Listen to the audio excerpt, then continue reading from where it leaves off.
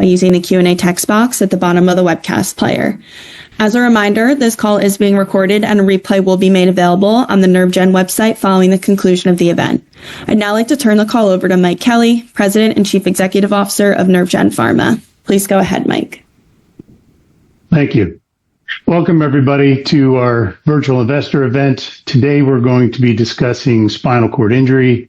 We're also going to be talking about NerveGen's clinical program in NVG-291 and people who have suffered a spinal cord injury. But first, I'd like to remind everybody we are a public company. We are traded on TSXV and OTC, QB, and you can find our risk factors on cedar.com. I will be making some forward-looking statements today.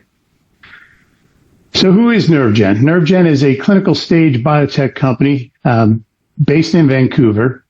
We're developing treatments that enable nervous system repair. Our lead program is NVG-291. It's currently in a phase 1b/2a clinical trial, which we'll talk a lot about today. And we are expecting our first data readout in humans in less than 60 days. I'd like to first thank our two guest speakers. These are both experts in spinal cord injury. Dr. Stephen Kirschblum is Chief Medical Officer for Kesler Institute for Rehabilitation. He's professor and chair at Rutgers, New Jersey Medical School at the Department of Physical Medicine and Rehabilitation, and also the Chief Medical Officer for Kesler Foundation, a research organization. Dr. Mounica Perez, who's our PI of this study, is the scientific chair of Arms and Hands Lab at Shirley Ryan Ability Labs in Chicago. She's professor of physical medicine and rehabilitation at Northwestern University and a researcher at the Heinz VA in Illinois. Thank you both for joining us today. So a little over 2 years ago, I came across this video, and I was pretty astonished by some of the results. Let me walk you through what this study is. This is a study done by Dr. Rink, where the animals were paralyzed, and you'll see that when I start to show it. And they were stratified into a placebo group and a treatment group. And they're using NVG-291R, which is the rodent version of our lead molecule, NVG-291. So focus on the legs of the animal on the left. And you can see, obviously, there's paralysis here. There's no motor connection going from the brain to the hind limbs. And after they've been treated with NVG-291R, you can see that connections are being remade. These are spectacular results. This is one of dozens of preclinical models where the rodent version of NVG-291R has been studied and demonstrated these types of results. If we can get a fraction of this to translate into human studies, this would be a scientific breakthrough. So today we're going to walk you through spinal cord injury, what it is, give you an overview of who suffers from some spinal cord injury, the different types of spinal cord injury, and Dr. Kirschblum will be covering that. Then we're going to turn to Dr. Perez, who's going to talk about the clinical trial that's currently underway, the design and the endpoints. Then we'll turn it over to Dan Michael, who's our Chief Medical Officer here at NerveGen. Dan will talk to you about where to from here once we get the results, and then we'll open it up for Q&A. Without any further ado, Dr. Kirschblum. Thank you so much. Good morning to everybody. It's really a pleasure to be here to give an overview introduction to traumatic spinal cord injury. A spinal cord injury results from damage to the spinal cord that disrupts communication between the brain and the rest of the body, that causes a lasting paralysis of motion, movement, and sensory or feeling below the level of the injury. In general, most people experience the loss of movement, but also suffer from other medical complications, including pain, spasticity, loss of bowel and bladder function. The residual deficits that people may have in terms of many organs that are listed on the right side of your slide are really determined by the level and severity of the spinal cord injury. The higher the level and the more severe, the greater the loss. The most common cause of a traumatic spinal cord injury is a motor vehicle crash, and that is throughout the world. Around the world, traumatic spinal cord injury affects up to about 500,000 people. And in the United States, more than 18,000 new people per year have a traumatic spinal cord injury. And there are over 300,000 people living in this country with a traumatic spinal cord injury. The most common age group is 44 years old. That's the mean. And the most common group itself is 16 to 30.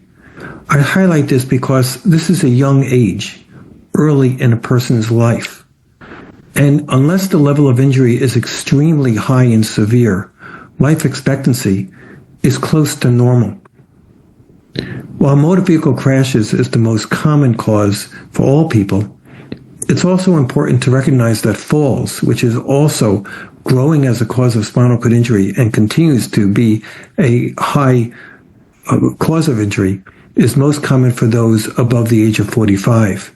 And as you can see from this graph, the incidence of spinal cord injury is increasing.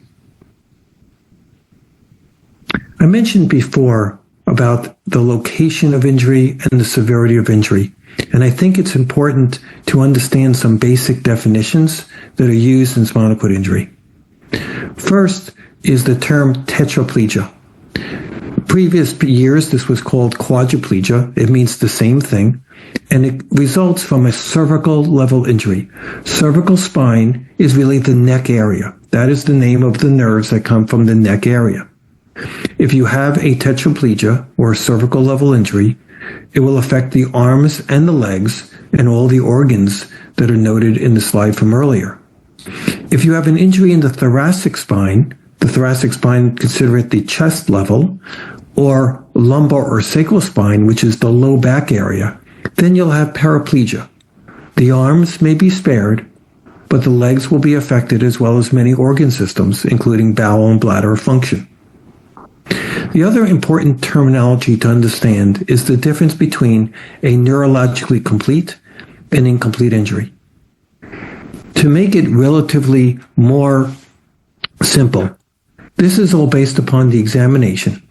A neurologically complete injury is one who has no sparing below the level of injury that includes the lowest part of the spinal cord. Someone who has no sparing at all below to the lowest level of the spinal cord has a neurologically complete injury. An incomplete injury is someone who may have some sparing of sensory or motor function in the lowest part of the spinal cord.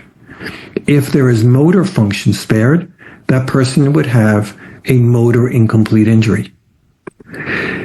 Of all the different types of injuries that one can have, tetraplegia or paraplegia, complete or incomplete, it's important to know that incomplete tetraplegia, most specifically motor incomplete tetraplegia, cervical level injuries, are the most common type of spinal cord injury we see in this country and around the world. Now, moving away from definitions, I wanted to move a little bit to really what happens to each individual person. This individual has a C7 incomplete injury. The C standing for cervical level, so we know that this person has tetraplegia. The 7 is specifically the level of injury that the person may have. Above that level, the person may have intact function. Below the level, there will be some dysfunction. And it's an incomplete injury, and this person has a motor incomplete injury. Now, this tells us that they have some movement of their arms, but be unable to do many tasks, including grabbing things, holding things, or any things that require fine motor coordination skills. Of course, also the legs would be affected, as well as other types of medical complications I'll describe in a moment. What happens to these people? Under usual circumstances, they'll be hospitalized for 1 to 2 weeks in the acute hospital and then undergo comprehensive inpatient rehabilitation for another, let's say, 4 to 6 weeks. The person will be at risk for many medical complications. I mentioned before pain and spasticity, but certainly bowel and bladder and sexual dysfunction are extremely common and also significantly impact a person's life. Unfortunately, less than 18% of people are employed at 1 year, and only up to 40% of people are employed at many years post-injury. No doubt, inability to be able to participate in many life activities, including work or fun or engagement in the community, can lead to high rates of depression and significantly impacts quality of life. Financially, spinal cord injury is a significant burden. These costs listed here are direct costs. The higher the level of injury, the greater the cost of their injury. Standard of care people often ask me about, so I wanted to briefly describe what usually happens. Early on, there's going to be surgery. Most commonly within the first couple of days of injury, they'll have surgical stabilization. Then the person will undergo comprehensive inpatient rehab as mentioned, and then this will be followed by outpatient therapy. The inpatient rehabilitation will usually be, let's say, 4 to 6 weeks, and outpatient perhaps for another couple of months. There is some spontaneous recovery that occurs after a spinal cord injury. It's not that what you see is what you get. Over the course of a few months, you can see some recovery. And there are good estimates as to the amount of recovery each person should be able to obtain over that time period. But unfortunately, to date, no pharmacologic agent has really made a difference in impacting neurologic recovery. There are a number of things that happen in therapy, and certainly if people would like, then there's available information about these. Stem cells implanted into the spinal cord can be done. Different proteins, most commonly that are studied right after the spinal cord injury within the first couple of days. Spinal stimulation, brain-computer interfacing, which is placing of a chip on a person's brain that can read their thoughts and then interpret it through a computer for perhaps controlling a computer mouse, and other rehabilitation interventions. But certainly wanted to make it clear that no therapy to date, no pharmacological therapy to date has shown repair to lost spinal control. I'd like to now hand it over to Dr. Monica Perez, a really esteemed colleague, an expert in the field, to go through some of the specifics of this project. Dr. Perez. Thanks, Dr. Kirschblum, and good morning, everyone. It's a pleasure to be here. And it's also on behalf of Shirley Ryan Ability Lab, it's a pleasure to be able to conduct NVG 291, a clinical trial. So I'm going to tell you and walk you through the hypothesis for our trial and also the primary outcome measurements that we are testing during this study. So based on what we have learned from animal studies, our main hypothesis is that NVG291, this protein, will be able to enhance neural repair. And by neural repair, we mean connectivity between an axonal regeneration and connections between the brain and different muscle groups, and also motor function in patients with acute and chronic spinal cord injury. This is based on what we have learned already from preclinical studies, as Mike mentioned at the beginning. So the primary hypothesis is that NVG291 receiving this protein will increase these connections and therefore will increase function, motor function in patients with spinal cord injury. This clinical trial have two primary goals. One is to assess efficacy of the trial, and this is measured by using electrophysiology, which I will define and show you how do we measure connectivity. On these days, we have methodologies that allow us to make inferences and to measure connections from the brain to different muscle groups. And we also, importantly, the physiological outcomes that we selected for these clinical trials have very an important impact in clinical function and functional outcomes in patients with spinal cord injury. It's also our goal to assess the safety of this clinical trial. So during this study, we have a phase where we randomize patients. It's a blinded study. A group of patients is being assigned to a group that will receive daily subcutaneous injections for 12 weeks. And that is followed up by 60 minutes of exercise rehabilitation. Randomly, a second group of patients received a placebo injection for 12 weeks, and this is also followed up by exercise rehabilitation of physical therapy. After these 12 weeks of intervention, patients receive only exercise rehabilitation for 4 weeks and no injections anymore. And this is based on what we have learned already from animal models. So we take a number of measurements, clinical measurements, physiological measurements at baseline, 2 weeks after the initiation of the study, at 4 weeks, 8 weeks, 12 weeks, and 16 weeks after the beginning of the study. So we're testing this main hypothesis in 2 groups. I'm happy to report that we have completed recruitment for the chronic cohort. This means patients with incomplete spinal cord injury who are in the chronic stage of the disease. This means 1 year and after post-injury. So the eligibility criteria for this clinical trial is individuals need to be adults. So the age range is between 18 years old and 75 years old. We're testing only patients for now with cervical spinal cord injury. That means that the cervical spinal cord, as Dr. Kershum mentioned, is being affected by the injury, and therefore is extremely significant because patients involved in the trial have deficits in upper limb function and also in the legs.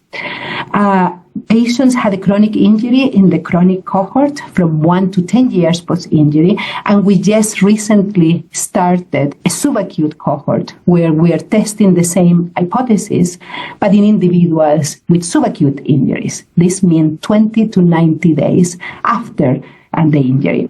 They all have motor incomplete, so some residual connections from the brain and some residual function. And we are assessing those connections from the brain in 2 different muscle groups. So why this is so important?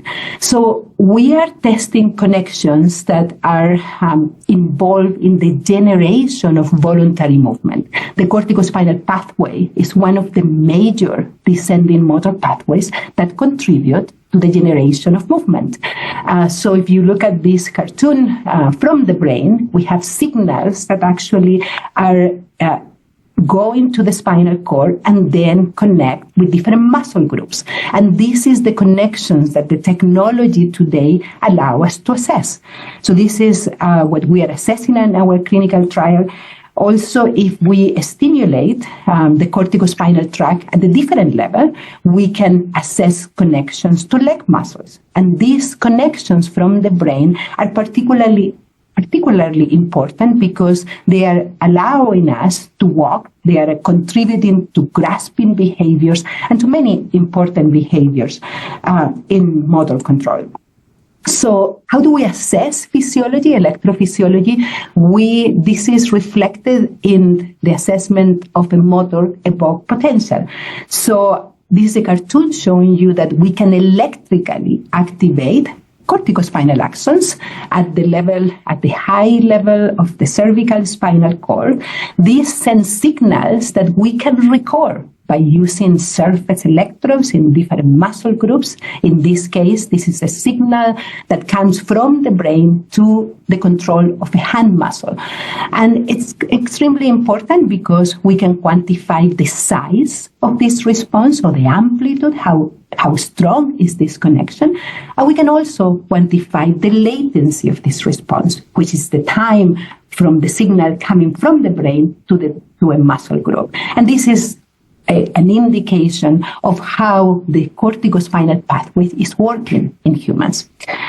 So at the same time, we can also stimulate the high thoracic region, and we can elicit signals in different muscles in the legs, muscle groups that contribute to the generation of very important behaviors.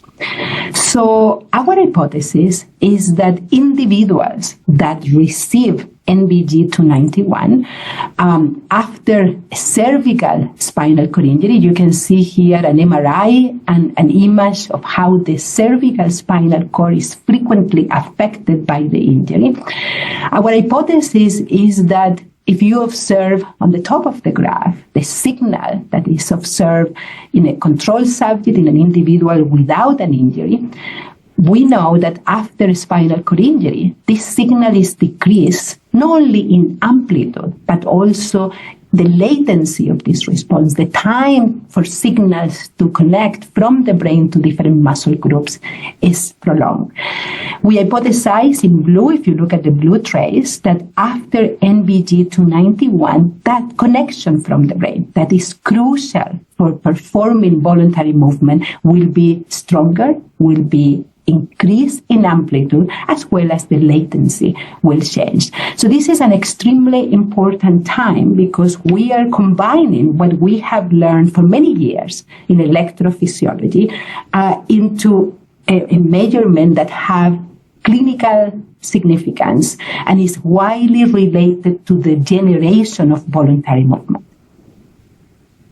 So at the same time, we are correlating this signal with several secondary outcome measurements that reflect voluntary activity. And we have good evidence of that in the past.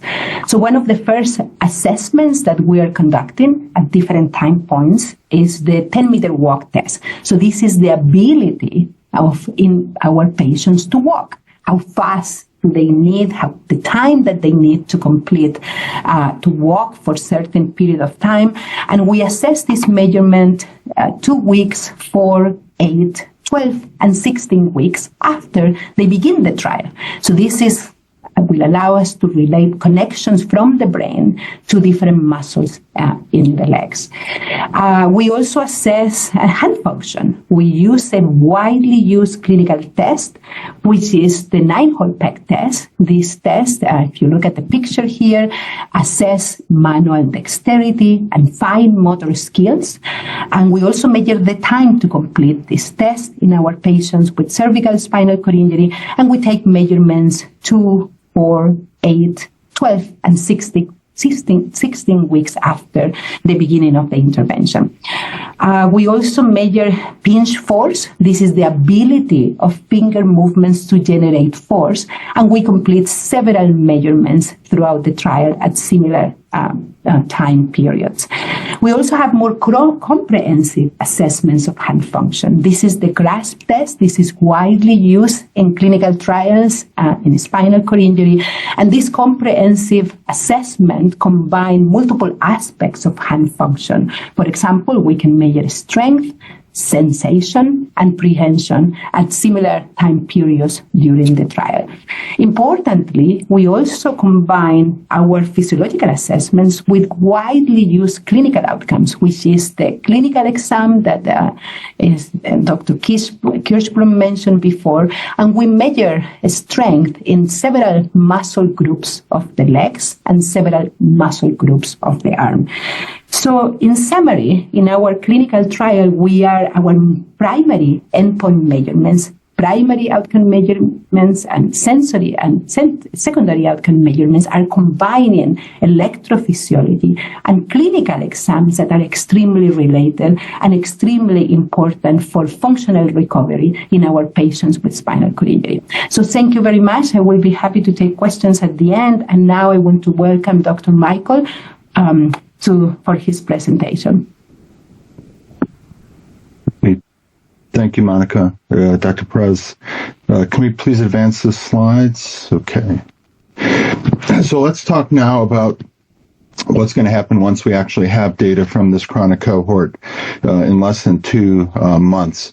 And one of the things that we're going to look at when we are reviewing the data is just the characteristics of the population that we enrolled. In terms of baseline demographic and clinical characteristics. So what I'm showing you here are the characteristics at baseline for the first 17 enrolled subjects in the trial. This was presented at a scientific conference last fall. And you can see that the average participant in the study is a 47-year-old male with weakness of the extremities, impairment of fine motor function in the hands, and difficulty walking even with aids. Now, when we have the data for the final cohort of 20 subjects, we'll summarize it in a similar way, but we'll be showing two columns, one for placebo and one for the NVG-291 group, but it will be similar to what we're seeing here because this is 17 out of the 20 subjects. Now, we'll also be summarizing safety.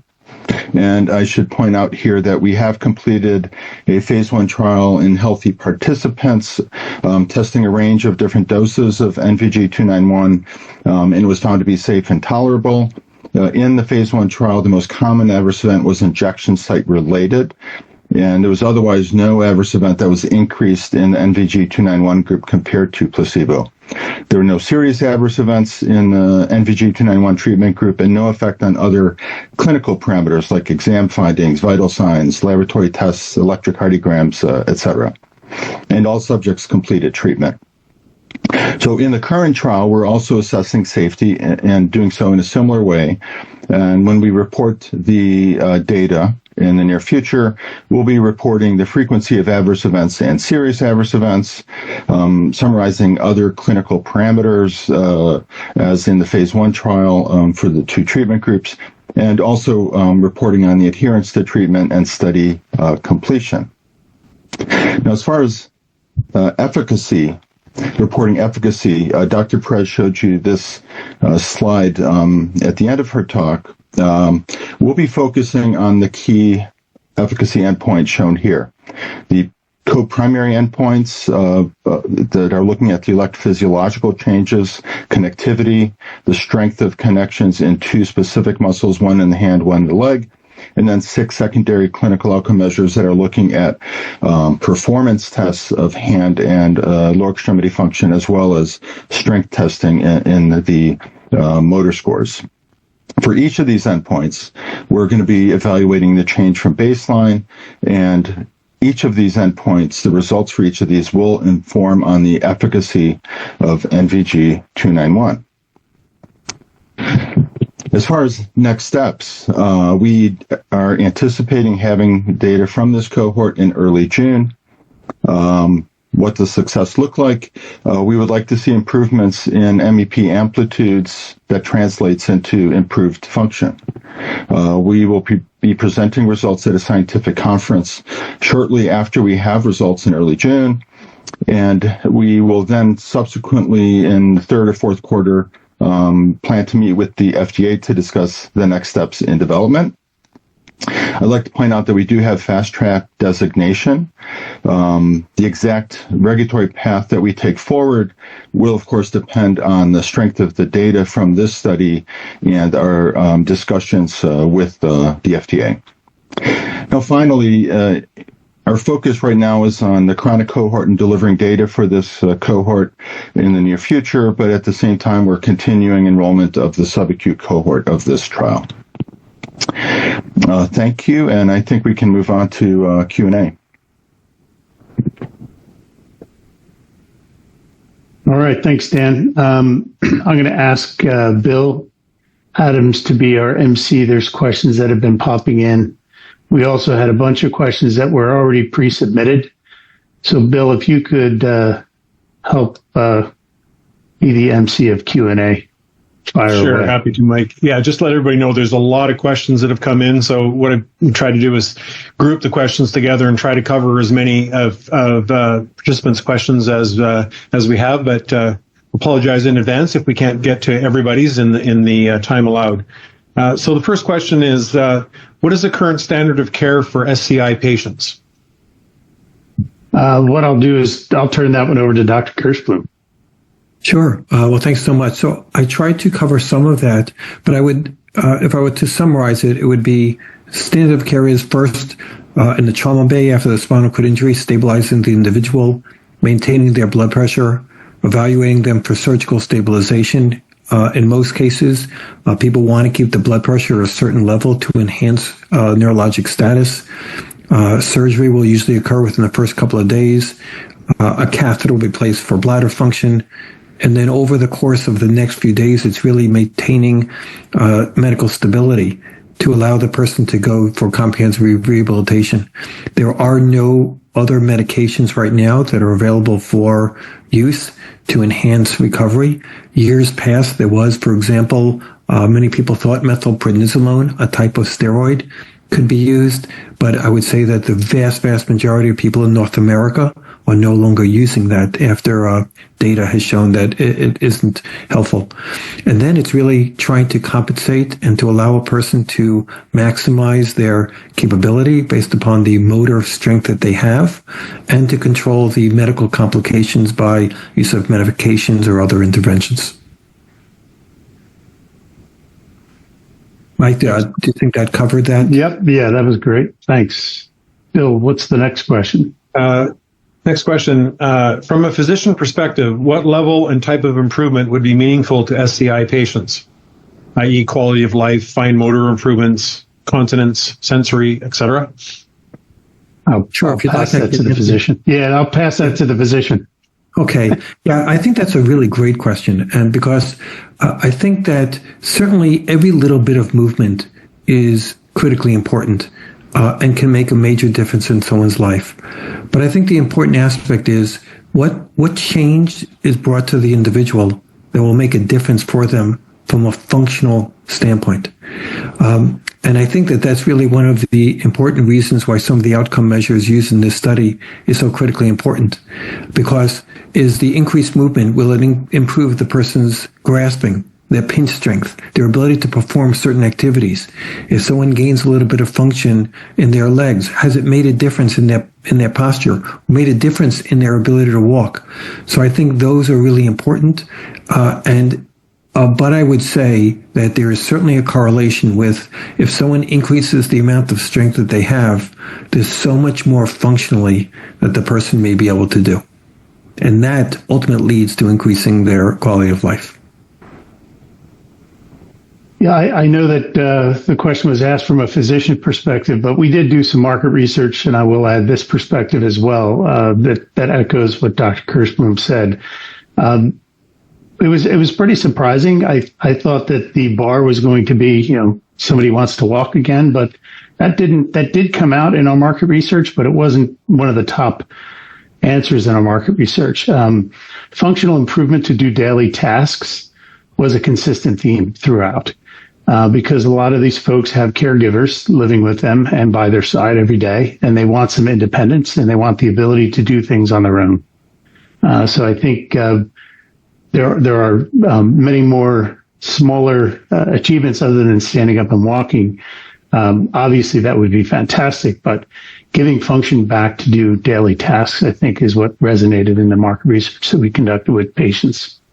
Mike, if I could just add to that, for every level of injury, for even high-level cervical injuries, the ability to feed oneself independently, unbelievable what that brings to a person in terms of just not relying on somebody to do those things. Yep. Excellent. Thank you. Bill? Next question is, what was the biggest challenge in recruiting patients for the study, and have you altered the protocol in any way to improve recruitment for the subacute patient population and for follow-on trials? Sure. I'll start with that, and then I'll turn it over to Dan and ask Monica to comment. Just by the tone of the question, it sounds as if there was a challenge. There wasn't a challenge recruiting, actually. I think the company was very aggressive in the assumptions that we put out there for when we would complete enrollment. But I have to, hats off to the team who enrolled 20 patients in 14 months. You got to remember that we're asking these folks, and in many cases their caregivers, to move to Chicago for 16 weeks. And disrupt their life. So that I know was a pretty significant hurdle, but the team did a great job in getting 20 patients in 14 months. I thought it was great timing. As far as the changes to the protocol, Dan, you want to comment on that? Yeah, we made a number of modifications to the protocol really to enhance recruitment for the subacute cohort. And I'll just list a few of the important ones. First, we slightly changed the definition of subacute, made it a little bit broader to enhance recruitment. And Dr. Perez mentioned a 20 to 90-day window. We increased the randomization ratio from 1-to-1 to 2-to-1. There's a greater probability of getting active drug in the subacute cohort. We also changed the visit and assessment schedule to decrease the burden. These are individuals who are closer to the time of the injury. They're also undergoing standard of care rehab. And so we wanted to minimize the burden of the study responsibilities. And then last but not least, we have modified the protocol to add additional screening centers that can serve as screening sites for this study. Monica, do you have anything you want? I know we don't give out numbers specifically, but you want to add anything? Absolutely. I think for the chronic cohort, I completely agree, Mike. And I think the team entirely, we tested 20 patients in 14 months, which is a tremendous achievement in that period of time. Think about our patients need to relocate to Chicago for approximately 4 months to be part of the trial. So I think if this recruitment rate compared to other clinical trials, it's quite successful. Also, and regarding the subacute cohort, I think we are enrolling extremely well at the moment. And as Dan mentioned, some of what we have learned, which I think is very important, what we learned from the chronic cohort, we are using that learning into the design of the subacute cohort. So I think this will help us also with recruitment. We're testing the most important muscle groups. So I think we are all extremely happy that there has been a quite learning process that is also contributing to the design of the trial. So we're positive. We have a number of patients at Shirley Ryan Ability Lab. We continue to have a lot of interest in the trial, and we are very committed to complete the next milestone of the trial. Thanks, Monica. Bill, next question. Okay, next question is, what is the correlation between the change in an MEP amplitude and the strength of that muscle or the ability to carry out a functional test? I'll let Monica, the expert in electrophysiology, answer that one. Okay, so it's extremely high. And I think if you think about the role or the contribution, the origin of that motor evoked potential or MEP, the origin of that response is the corticospinal system. The corticospinal tract contributes to that response. So we have several studies in the past that have demonstrated that there is a relationship. And I give you just a few examples. In recovery, patients who show larger recovery, and this is not only in a spinal cord injury, but it's also in a stroke and patients with other upper motor neuron lesions, recovery is associated with larger and more stronger responses in terms of motor evoked potentials. So we have a strong evidence throughout the years that this, the size of motor evoked potentials are important to consider, and that the patients who have better recovery have larger responses. We have multiple demonstrations, and not only with electrophysiology, but also with MRI. You know, those connections from the brain to different muscle groups where are more preserved, they result in better recovery. And even in our patients with motor complete injuries or incomplete injuries, patients with incomplete injuries who have larger motor evoked potential, so stronger connections are the ones who show better recovery. So we have good evidence in the literature that there is an association between those two outcomes. Thanks, Monica. The next question is somewhat related to that. Is the phase 1b/2a trial powered and targeting to detect a statistically significant difference in the primary endpoint, being electrophysiology, or any of the secondary endpoints, or is the goal to achieve a trend versus placebo? Dan, why don't you take that one? Sure. The study is, in fact, powered to detect significant differences across either of the primary endpoints.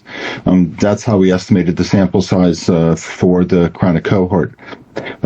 Given that this is a proof of concept study, when we're actually reviewing the data in less than 2 months across all the key endpoints that we have talked about, we'll be looking for directional changes that favor NVG-291 compared to placebo, whether or not we achieve any statistical significance. Okay. Thanks. Next question is, there's evidence that the reintroduction of intensive physical therapy can stimulate the pre-existing limited connectivity and motor incomplete SCI patients. How will the effect of NVG-291 be isolated against this potential placebo effect from the reintroduction of physical therapy for many of these patients? This is a good question. We included a rehab component to this study because we felt that if NVG-291 could restore connectivity, rehab could further optimize any functional gains that might be achieved. So if you can restore connections between nerve cells, that's one thing, but then you have to translate that into some clinical gains.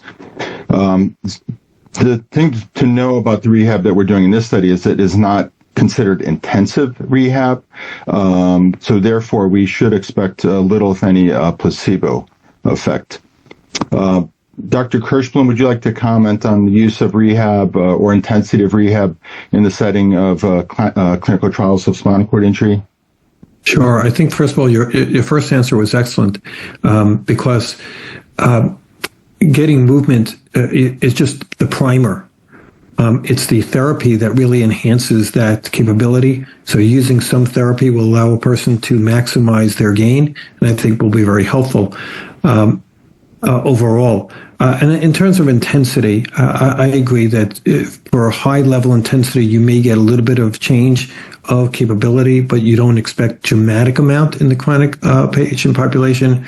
But you would hope in this case, and we're not giving in this case, but I don't know if intensive is really that much more advantageous in the chronic population than just general. A standard 1 hour, 3 times a week.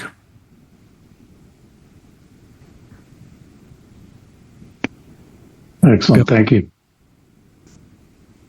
So the next question is in the regulatory area. If the ongoing phase 1b/2a data readout proves strong enough, is there a potential for accelerated approval? Will the FDA accept motor revoke potential as a surrogate biomarker for accelerated approval? Yeah, that's a great question. As Dan mentioned, the evidence that we see in this clinical trial will dictate our regulatory strategy. And we've been working with some experts in this space who are very familiar with this division of the FDA. Our spectrum of potential outcomes here range from accelerated approval to traditional jumping into a phase 3 clinical trial. And it's really going to be dictated on the strength of the data that comes out of the trial. So we won't know if accelerated approval is a path until we see the results. And if we see a correlation between MEP amplitudes and improved function, that's a pretty strong argument that we will go in and make and ask for accelerated path. But we won't know until we get the data. Anything to add to that, Dan? Just briefly, I think the reason we included electrophysiology in the study really is because it is a sensitive biomarker of motor recovery, and we wanted to just increase our chances of seeing a therapeutic effect if we didn't see movements on the clinical measures to a great extent.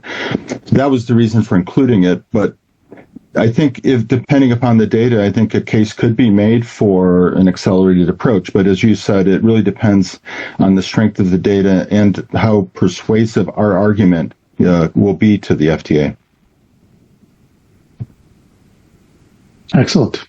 The next question is related, is if we do not get accelerated approval and need to conduct a phase 3 trial, how would the design of that trial differ from the phase 1b/2a? So quite simply, that clinical trial would be a much larger trial, a multi-center trial, and the focus would be on assessment of change on clinical outcome measures that are deemed to be important. And another question, has the FDA provided any guidance on registrational endpoints for SCI and the relative importance of electrophysiology versus functional measures? Let me first say, in terms of precedence, the primary outcome measure that has been used the most in the vast majority of spinal cord injury clinical trials to date has been related to what's called the motor score. For example, change in upper extremity motor score in cervical spinal cord injury clinical trials. This is a measure of basically strength in the upper extremities. And this is very useful in the real world. It's used by rehab doctors to follow people through their spontaneous recovery after spinal cord injury.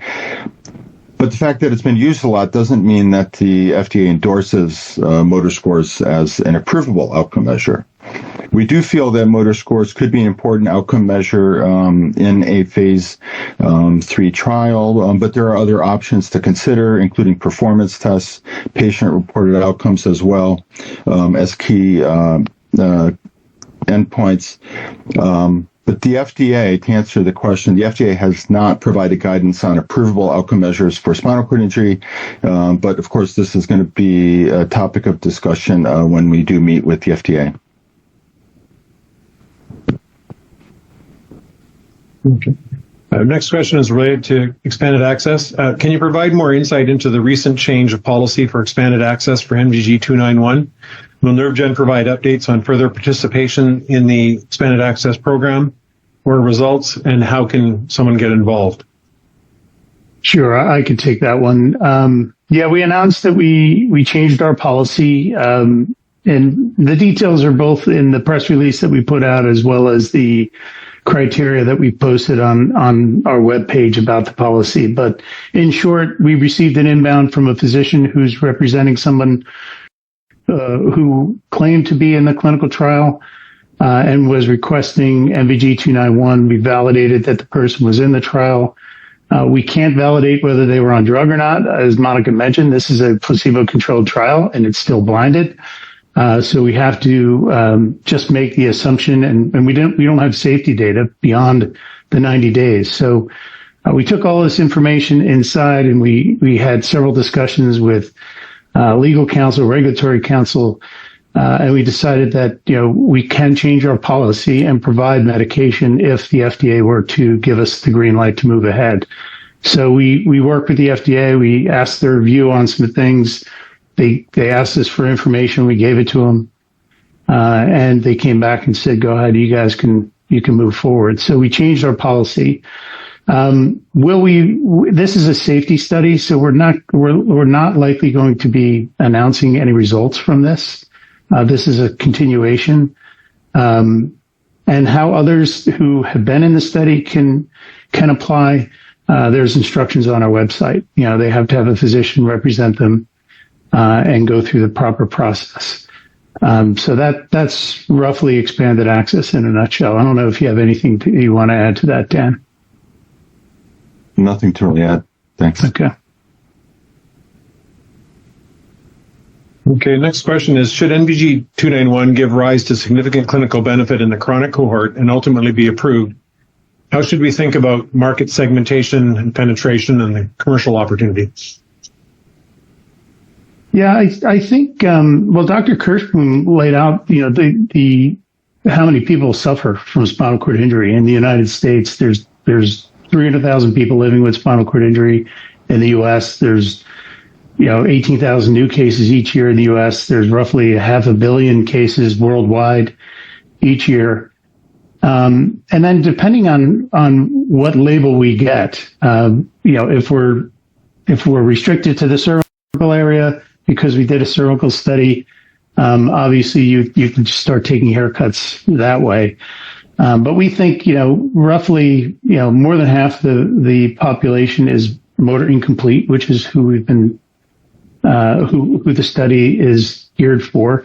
And in fact, motor complete and incomplete changes sometimes over time. People may start with a complete injury, and over the course of a year or two may be defined, go from Asia A to Asia B, which is a motor incomplete. So it's really challenging to pinpoint an exact number, but we know that this market opportunity is pretty significant. We've talked to payers. We know that payers are going to be expecting to treat us like an orphan drug. And our hope is to get this product in the hands of as many people with spinal cord injury as we possibly can, as quickly as we can. Mike, I just want to follow up with one thing. So in terms of what you said, in terms of people converting, so there are people who may be Asia Impairment Scale B, let's say A or B, that do convert over time, meaning that they change from neurologic complete to incomplete. But being a motor incomplete will be an Asia Impairment Scale C, but people do change even over time. Yeah, so it's going to be hard to pinpoint these specific groups, right? So there's, I think Dr. Kershum had the pie charts pretty accurately. This will be posted on the webpage. Folks could take the 300,000 and slice it and dice it based on how we predict the label will come out. Good question, but it's pretty early in this stage.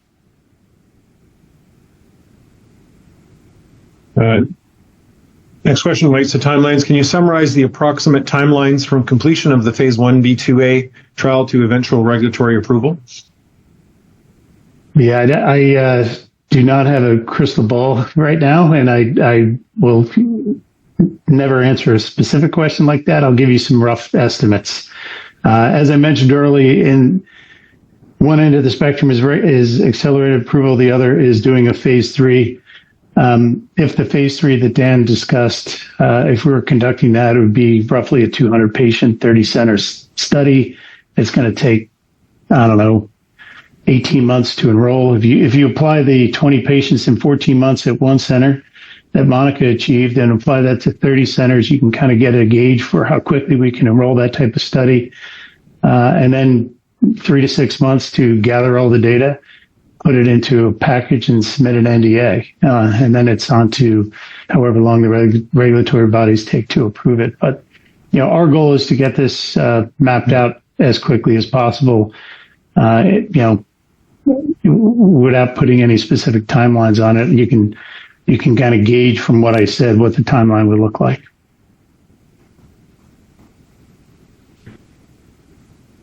Thanks. Next question is, what is the potential to move forward based on chronic data alone prior to the subacute cohort reading out? I can take that one. Sure. Assuming we see efficacy, absolutely, we would intend to move forward with further development of NVG-291 in a chronic population. So this is 2 cohorts in one study, but they're not hinged in any way. So if we see efficacy, we're going to move forward as quickly as we can with chronic. Thanks. Next question related, what is the potential differences between the chronic and subacute settings? Could we expect to see a larger magnitude in subacute since patients are still recovering? Well, first of all, it's unknown if NVG-291 is effective, whether it'll be more effective in chronic or subacute cohorts. That's why we're studying both. It is true that people who are closer to the time of the injury, the subacute cohort here, will have spontaneous recovery. They're still within that window, clearly. But from a clinical trial perspective, this will tend to increase the placebo effect, and therefore could make it harder to see a potential benefit. But it really depends on the magnitude of treatment effect in subacute versus chronic. And we won't know until we see the results. Dr. Kershum, I don't know if you wish to comment on any of the considerations regarding clinical trials in an early population versus a chronic population, given the differences in terms of spontaneous recovery. Yeah, I think that it's a balance of no doubt that some medications that may be helpful could be even more helpful and be a jumpstart within that early time period. You have to balance that with the difficulties of increasing your sample size to be able to filter out natural recovery. And so therefore you need more patients to be able to really have a larger group to be able to do that with. Great, thank you.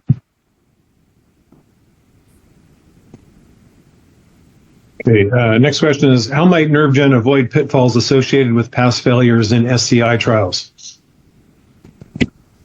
Well, we've taken a really careful approach in our clinical translation, and the two most important design aspects are, number one, the study population, number two, the efficacy endpoints that we've selected.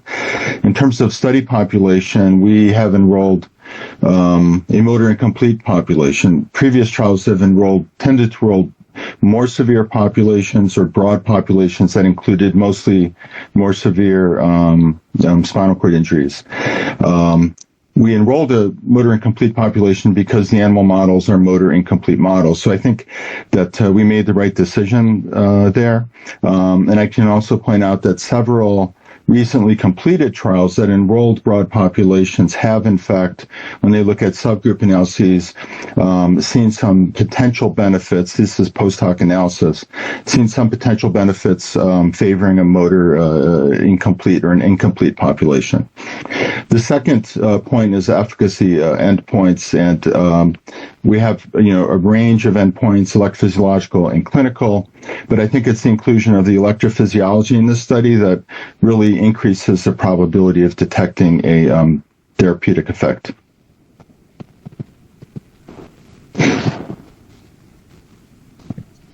Next question, Dr. Kershum touched on this earlier about other modalities, but the question is, how would you compare NVG-291's mechanism of action and trial design to others being explored in the context of SCI?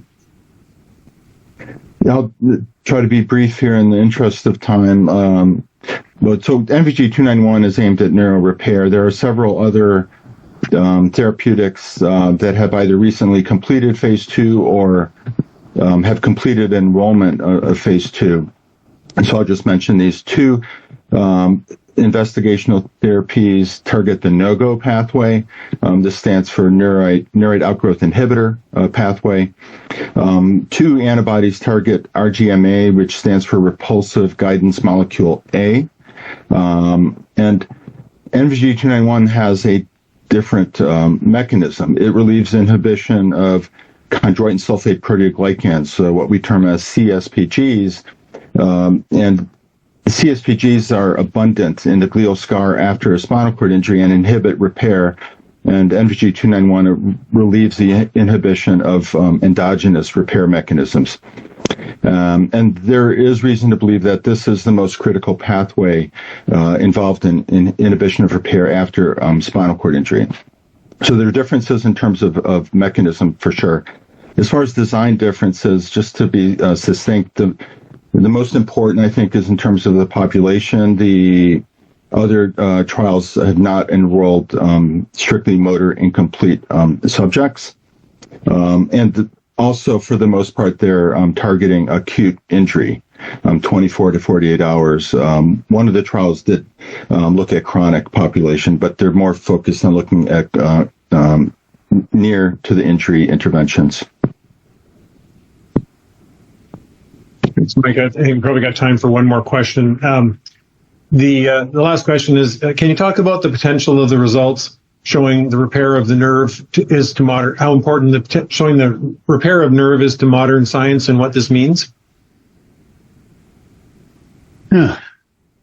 That's a question that a scientist should probably answer. I'll let Dan take the first stab, and then any other of the physicians want to chime in. I know what it means to a business person, but I don't know necessarily what it means to the science world. Dan?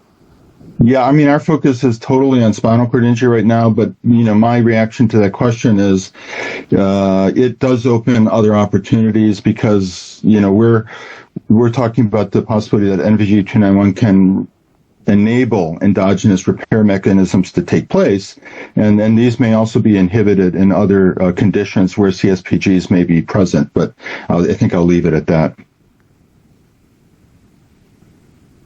Yeah, I just to add a comment and to close, because we're at the top of the hours, we started off with a video that, impressed me when I first started to look at NVG 291. And the more I dug, the more I saw. And there's a ton of preclinical data. If you go to our webpage, you'll see our corporate presentation in multiple different disease models. The big step is, does this translate into humans? So we're, as Dan mentioned, 60 days away from knowing the answer to that question, and hopefully taking a big step forward in spinal cord injury. That's the goal here, is to open the door so that others can follow. We need one company to break through and really start to get everyone interested in this field, because I think, and we're on the cusp with technologies today and everything advancing as rapidly as they are. I think we're on the cusp of breaking into, and opening up the field of spinal cord injury. So with that, I will close and thank our speakers, Dr. Perez and Dr. Kershum, and our Chief Medical Officer, Dan Michael, for their time today.